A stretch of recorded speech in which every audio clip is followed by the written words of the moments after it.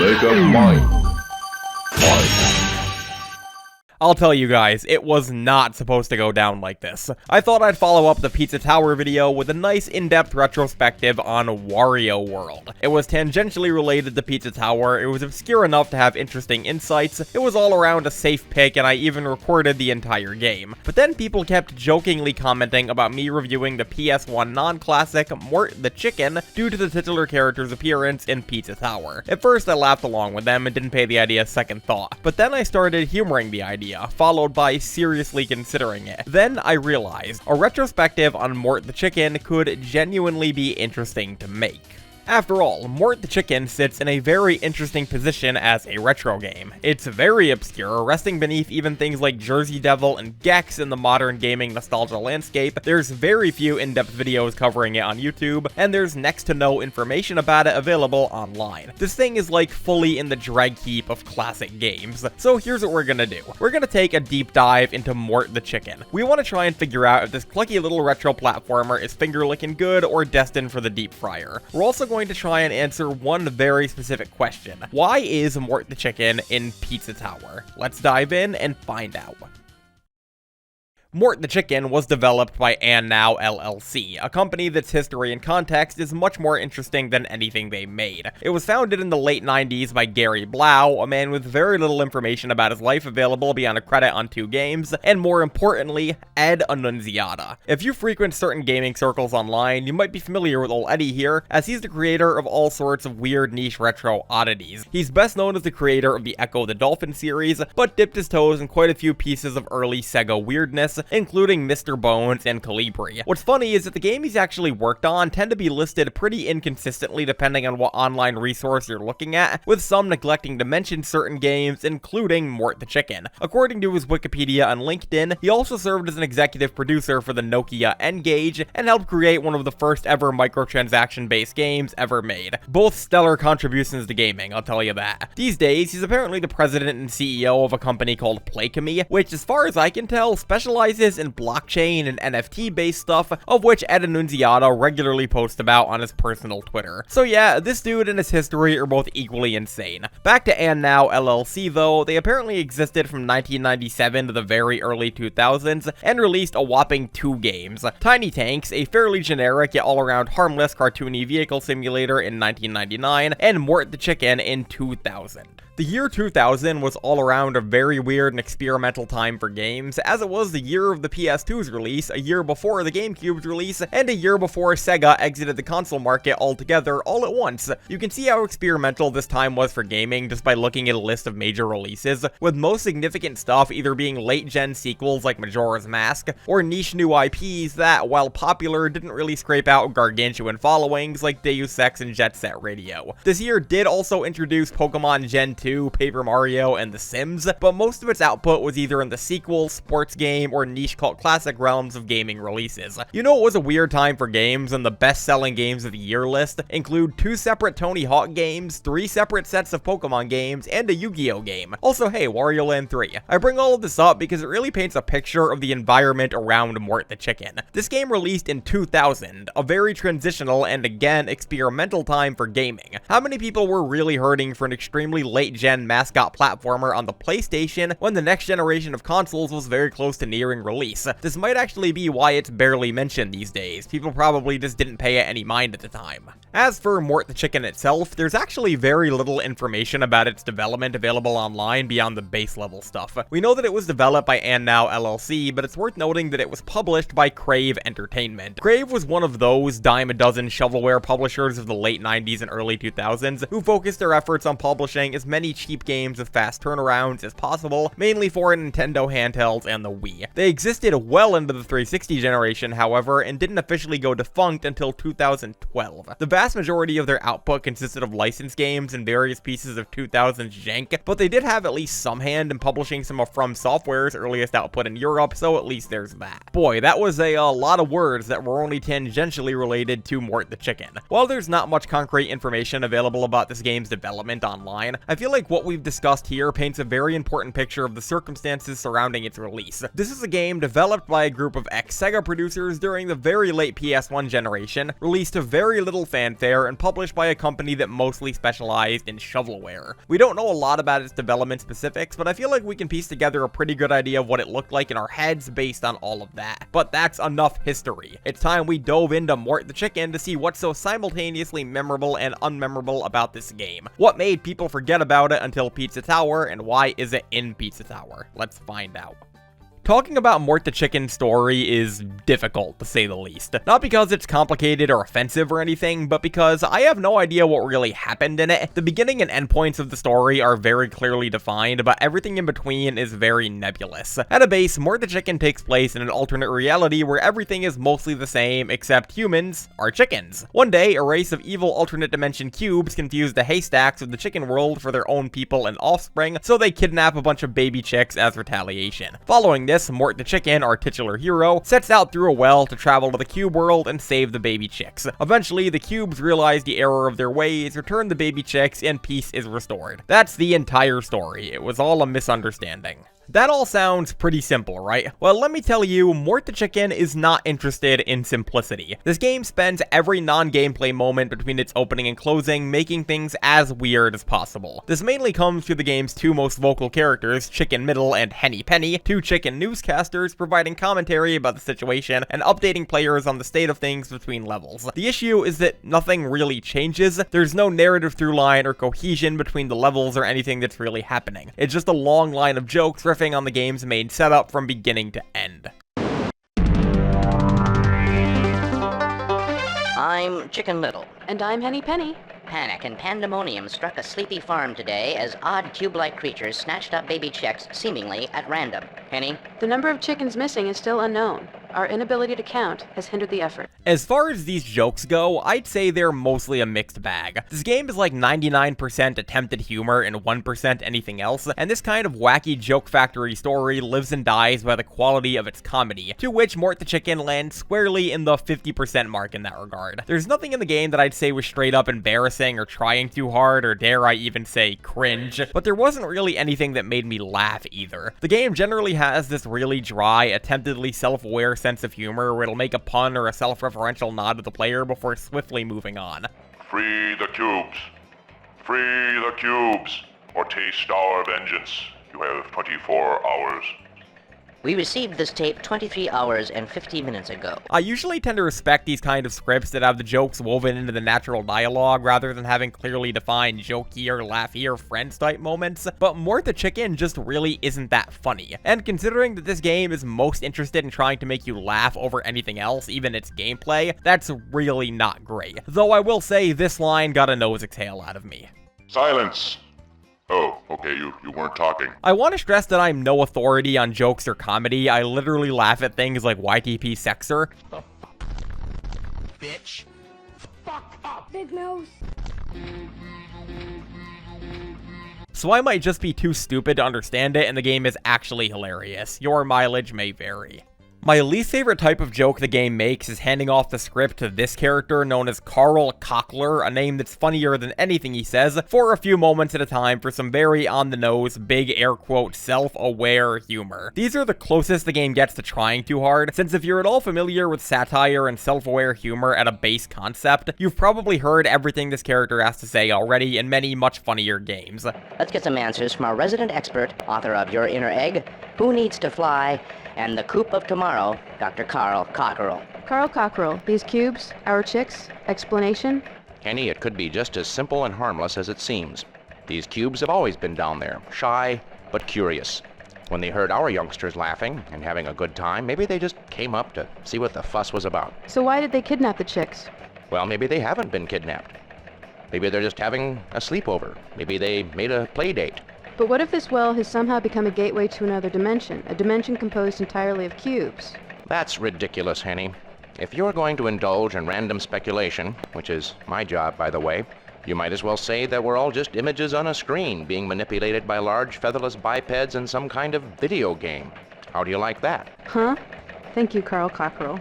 And one thing I want to stress is that the voice acting and presentation in the cutscenes are fine, especially for PS1. This is an era where games were still very much figuring out how voice acting works and how to make cutscenes, and honestly, Mort the Chicken is pretty impressive in this regard. The voice actors are perfectly competent, and their deliveries blend the boring mundanity of newscasters and experts with the absurdity of the script super well. With sharper writing and a funnier script, I genuinely think this game could have been really funny. Aside from the newscaster jokes and all, the kind of joke this game is most interested in making is pointing at its own concept and yelling about how wacky it is. What if everyone was a chicken? What if everything was the same except people were chickens? The game absolutely loves riffing on this concept, with things like chicken versions of commercials and historical events, chicken versions of famous classic art pieces on the loading screens, chicken-based commentary on late 90s topics, the whole 9 yards. I hope you think that What If People Were Chickens is the funniest joke ever, because this game sure as shit expects you to. Also, I have no way to back this up or prove this, but I strongly believe that the reason they made the villains cubes is because they were easy to model and render. The main cube villain reminds me of the Wisdom Cube from Aqua Teen. This one time, 3 years ago, I broke my arm.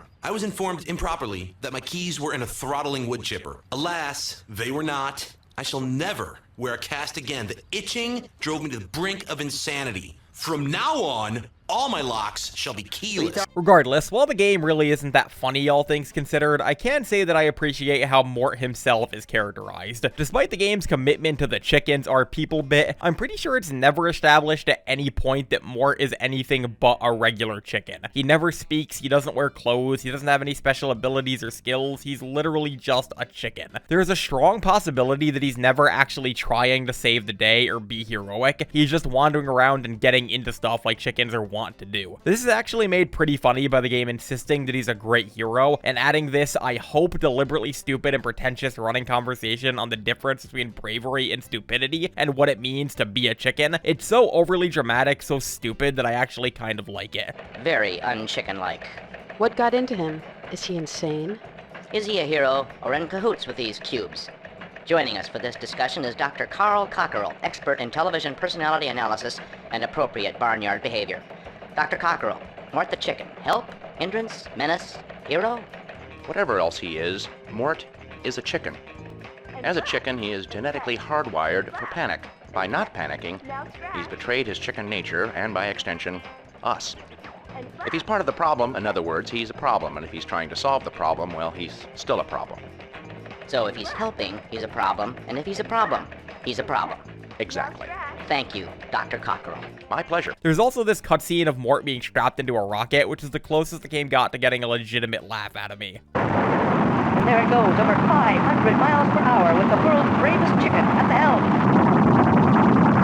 The force is incredible. Let me tell you, most chickens will be stone cold dead after a ride like that.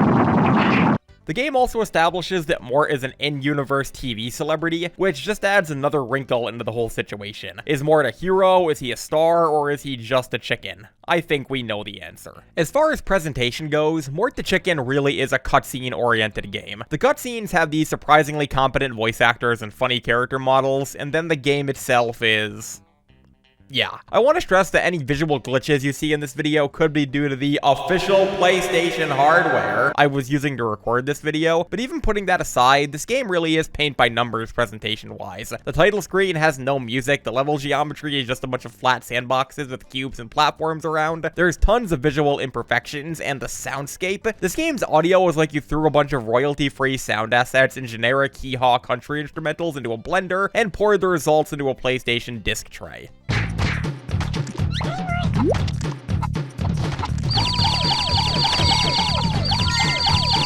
In addition, the level themes in this game are just kind of non-existent. Like, the levels have names and visual styles, but there's no cohesion or theming to them. They're just kind of geometry slapped together and called video game levels. There's nothing tying each level together or anything to explain what the player is doing or what they're walking around on. Considering things like Banjo-Kazooie were at this point, Mort the Chicken really falls flat in this regard. And the platforming challenges aren't fun enough to justify it like in something like Super Mario 3D World. That's not to say the presentation is entirely bad, though. I like the main menu, which is composed of a bunch of baby chicks arranging themselves into each option. I like how in some of the levels, the chicks the player has to rescue get little hats, and most importantly, the music in the ice levels is like ethereal. Like, this song is a cut above pretty much everything else in this game in every way.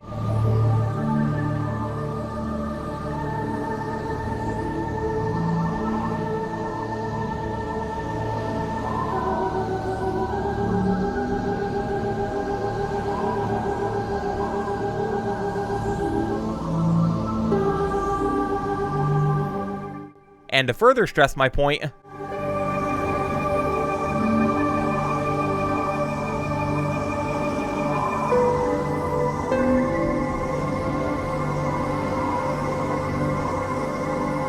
yeah, it's that good. Aside from that, the game is just kind of lackluster presentation-wise for a game that was released in 2000. Things like Mega Man Legends and Metal Gear Solid are out at this point, and this is the same year the PS2 released. Mort the Chicken just ends up looking very limited and archaic by comparison. It feels like a very early-gen game, but it's exactly the opposite. Now, before we move on to gameplay, I want to mention something very important about Mort the Chicken's identity as a game that I've neglected to up to this point. My entire playthrough for this video, cutscenes, menus, and credits included, totaled to an hour and 40 minutes in length. I beat this entire game in around 100 minutes. It's one of the shortest games I've ever played. And I want to stress, I'm generally someone who prefers shorter games to longer ones. I'm an adult with a job and responsibilities, so games I can finish in a few sessions on days off are ones that I prefer to big 100+ hour commitment games. To me, a game being short is honestly more of a selling point than a negative. That said, a game has to do something with the time you spend with it. Sonic Generations and Sonic Forces are around the same length, but there's a reason that Sonic Generations is beloved and Forces isn't. It's not about the length of the game, it's about what the game does with that length. And Mort the Chicken doesn't do a whole lot. At a base, Mort the Chicken's gameplay consists of the player entering these small sandboxy levels from a well, searching for baby chicks that are placed throughout, and returning to the well once you've found them all. Along the way, you'll pick up power-ups, defeat cubes, and traverse the generally very small levels around you. And would you believe me if I told you that this is the entire game? Mort the Chicken, as a game, is effectively an hour and a half of very short, very small sandboxes with very little cohesion. You can beat most of these levels in under a minute.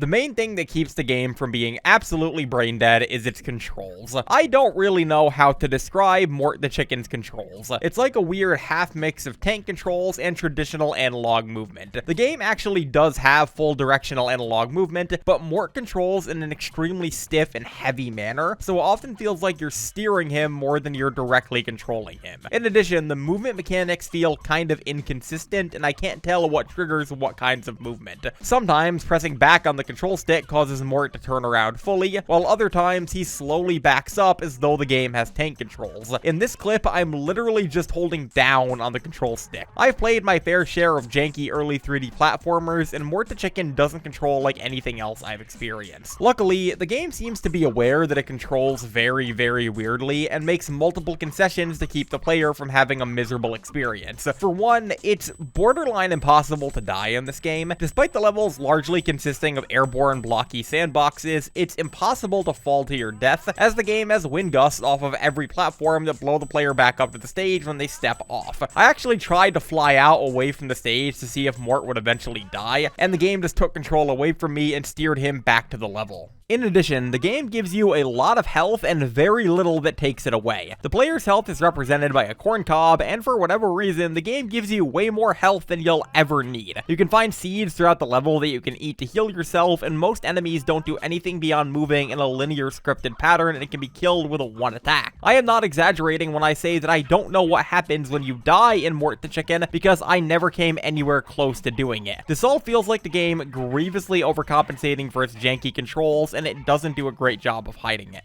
As far as the player's abilities go, Mort the Chicken has a small handful of primary skills. You can obviously move and jump, and Mort even has a glide that, as far as I can tell, never runs out while you're using it, allowing you to clear insane distances. He can also attack enemies by headbutting them, an ability that insta-murks most everything in the game, and can peck around to either eat seeds or break open eggs that contain power-ups. There's also a ground pound that I spent most of the game unaware of until a level showed up that required it. I spent probably 3 or 4 minutes wandering around looking for how to get these baby chicks out of these cubes until I accidentally stumbled across the ground pound. This is literally the only time in the game you have to use it. There's also this.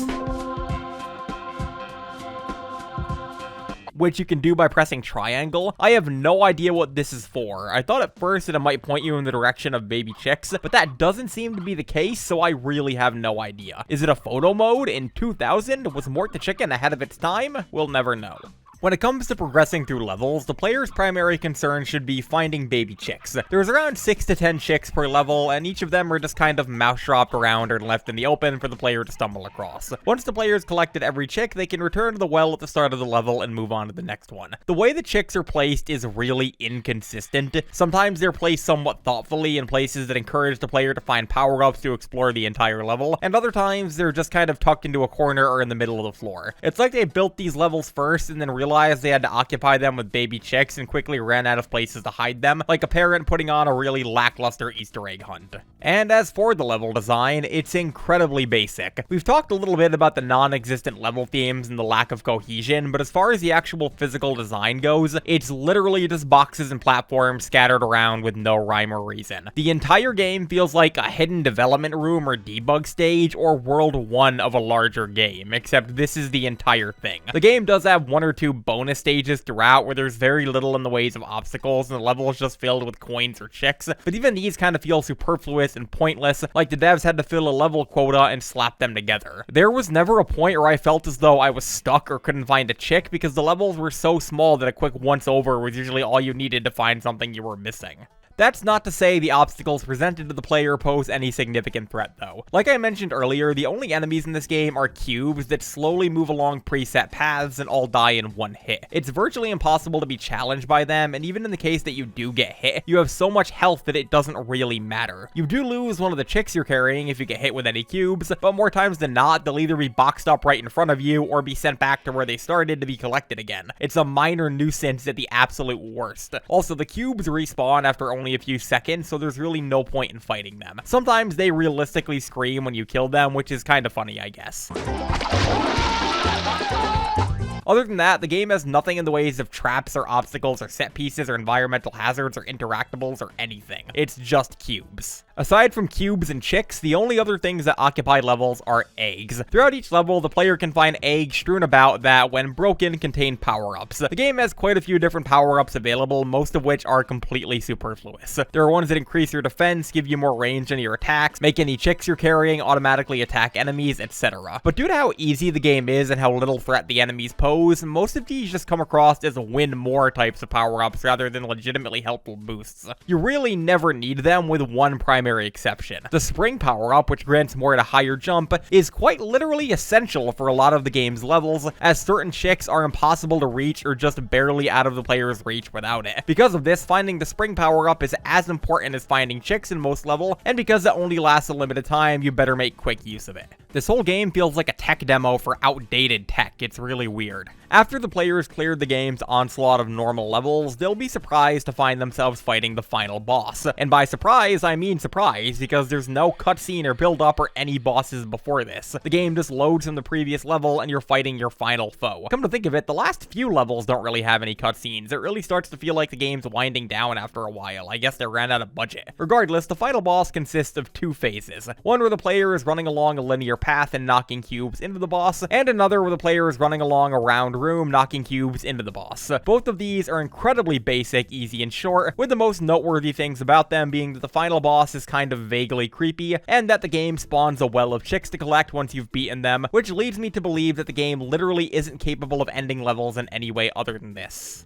Aside from that, though, that's pretty much Mort the Chicken, a barely 2-hour-long game that's effectively just a worse, clunkier version of Sonic 3D Blast, released in the year 2000 with visuals and gameplay that wouldn't feel at home in 1996. A game that primarily concerns itself with humor that isn't very funny, and gameplay that feels like an afterthought. Between its base-level satire, its pitiful difficulty, and the fact that it constantly holds your hand and offers concessions, I wouldn't be surprised if this game was designed with a significantly younger player base than we probably give it credit for. But you want to know something really interesting, something that kind of dawned on me by the end of my playthrough? I sort of like Mort the Chicken, or at least what it tries to do. I know the tone of my commentary has been pretty negative for most of this video, but I really appreciate this sort of weird, earnest honesty that Mort the Chicken has. It's a very basic YouTuber take to say this game is bad, but it's really charming. A take that I've made before on this channel, but it really is true in the case of Mort the Chicken. This is a game that never pretends to be anything that it isn't. It's fully aware from the moment you power it on that it's a nonsensical farce, and never attempts to lead you to believe that it's anything other than that. We turn on a game about a chicken fighting evil cubes and chicken newscasters and everything, and then we get angry that it's too goofy and indulgent. That's a little silly. Mort the Chicken is fiercely self-aware, and it's never making an active effort to pose as anything that it isn't. For that, and just for the sheer audacity of its existence, I kind of appreciate Mort the Chicken. There's always a place in my heart for these weird, janky outlier games that just make no sense to even exist. The game itself is quite frankly pretty bad, but I just appreciate Mort the Chicken's honesty. In an age where nobody's paying full price for this game, even if they're paying for it at all, I can kind of respect this game more than I could have under the context that it was a new full price release.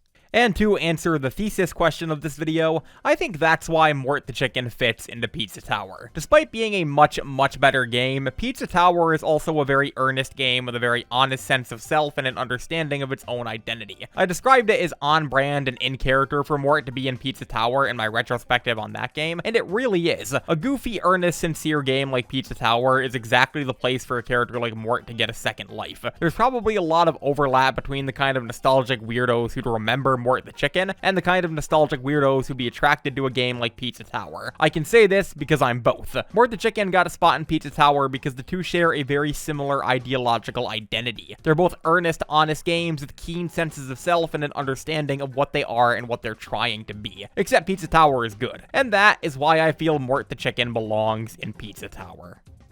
That or McPig played it as a kid. I don't know. Regardless, thanks for watching. Here with commentary, Carl Cockerell, expert. Sometimes even experts get it wrong.